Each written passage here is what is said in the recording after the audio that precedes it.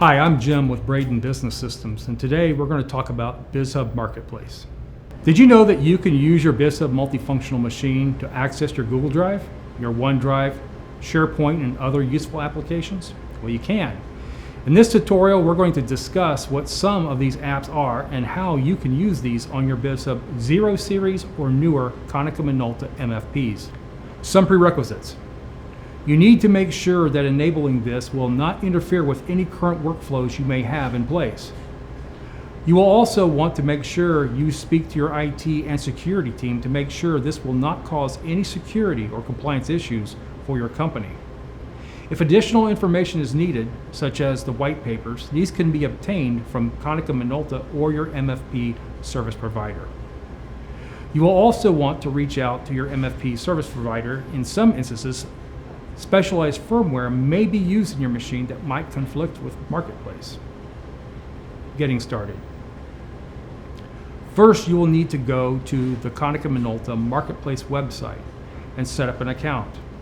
You could do this by going to https://us.konicaminoltamarketplace.com and creating a new account by clicking on the icon in the upper right hand corner. After the account is created, you can click the Marketplace link at the top of the page and see the available connectors you can purchase, or in some cases get for free. These connectors will give you additional functions for your machine, like connect to Microsoft SharePoint. If you use OnBase, you can scan to OnBase. If you have bizhub Secure enabled, you can use bizhub Secure Notifier. There is also a connector for Gmail.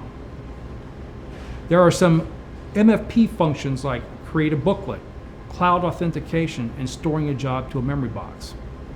There's also MFP customization. You can change the machine's operation panel to be the way you want it to be. Scrolling back up and selecting all, you can see a complete list of available applications. We are going to be focusing on Google Drive.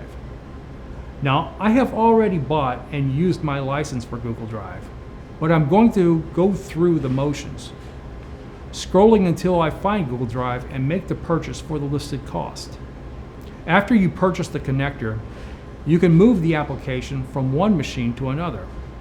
Say you get a new Konica Minolta machine, or the lease is up and you get an upgrade.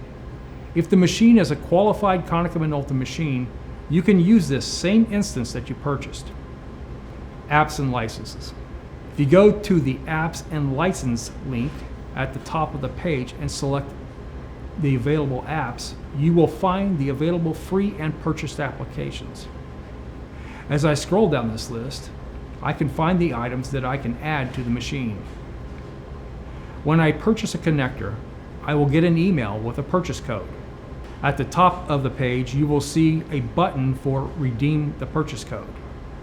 Here you'll enter the information for the purchase, and this will make the app available in the apps list.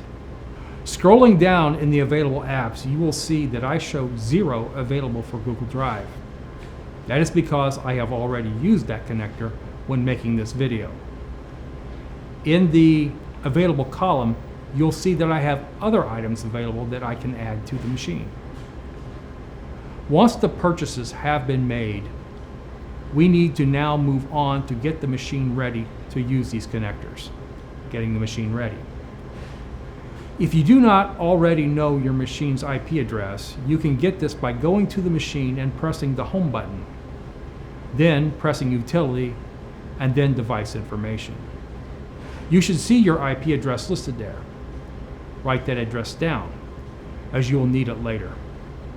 In our example here, we will use 10.250.56.186 for my machine. Going back to the Marketplace website, you will need to download the installer file. Click Support and then find the link called Marketplace Installer. Click that link to begin downloading the file.